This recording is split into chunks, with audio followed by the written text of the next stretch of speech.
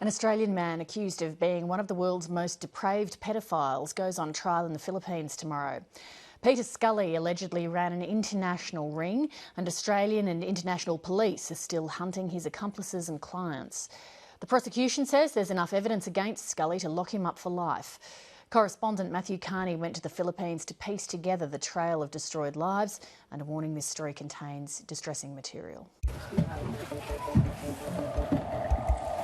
It's the attic.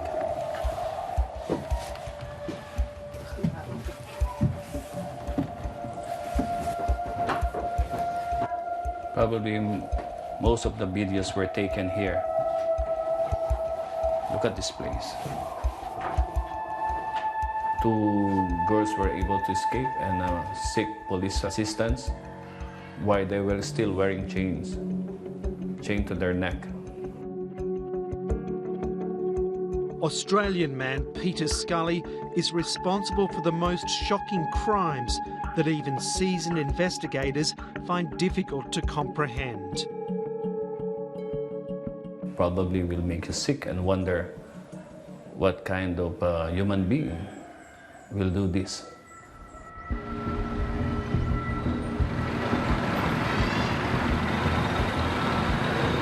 Scully arrived in the southern Philippines in 2011. For 4 years, he targeted the poor and desperate before he was finally arrested.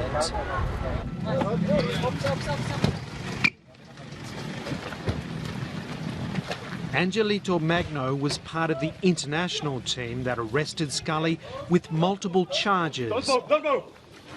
You're surrounded. including child sexual abuse, cyber sex crimes, torture, rape, human trafficking and murder.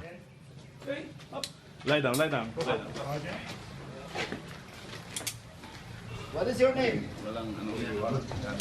Your name? Huh? Give me your name. It's Peter Scully. What? It's Peter Scully. Peter Scully. Okay, good. Okay, Peter Scully. We have 6 warrants for your arrest. Aileen Loyola and her 7 children were living on $2 a day.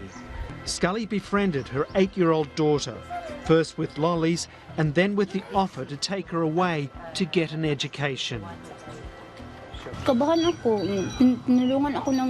After 2 weeks, I began to worry, so I prayed. God told me to get her from Scully, and I did. Loyola found her daughter bashed and badly bruised. Scully had repeatedly drugged and raped her.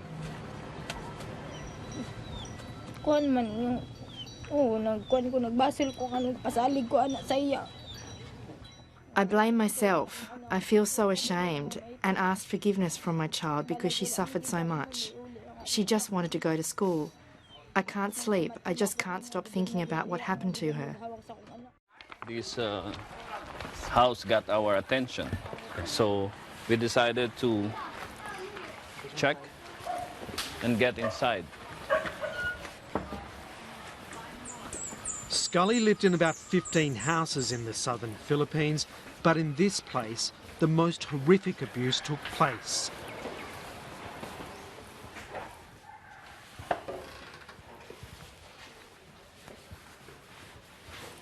The exact window that matched one of the photos, and this was used by the agents to identify that this house was the one used by alleged child trafficker Peter Scully. Scully was videoing his exploits, selling them online to customers around the world for up to $10,000 a view.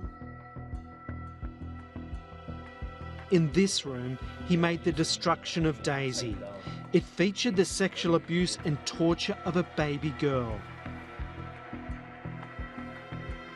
One of those videos, an 18-month-old girl was hanged upside down. She was crying all the time. She was being tortured. But this is not the story of a depraved pedophile working alone. Scully was just one part of a much bigger global enterprise. 6 foreigners were funding his activities.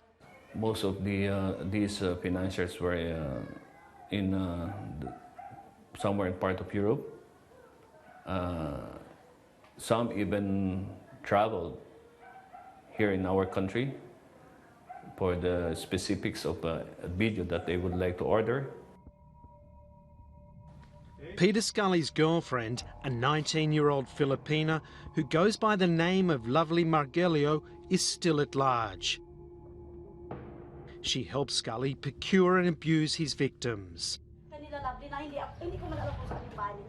Margelio came to Eva Abud in 2012, offered to adopt her 8-year-old niece Barbie, whose mother had just died. I gave up Barbie because Lovely assured me they'd take care of her and love her like their own child and sent her to school. Around 2013, we lost contact with Lovely. Her phone number and address changed and she didn't call. I knew something was wrong. In February this year, Barbie's remains were found in one of Peter Scully's homes. It's alleged Scully strangled Barbie and then buried her in a shallow grave in the kitchen floor. Barbie was raped, tortured, sold and murdered. I'm so broken and sorry about what's happened. I want them all to rot in jail.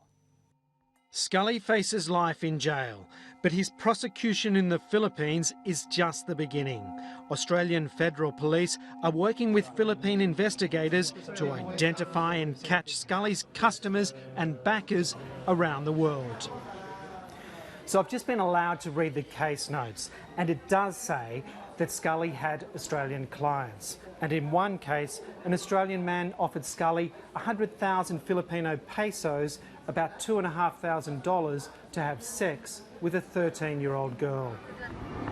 You have the right to remain silent. The capture of Peter Scully cut short his plans to expand his horrendous business with his 6 backers in Mindanao. It also saved the life of Daisy, the baby girl Scully abused, who's now being cared for in witness protection. Actually, there should be 5 chapters of this video, but they were not able to make the final chapter. What do you think that final chapter That was? final chapter would deal on the death of the victim, Daisy herself.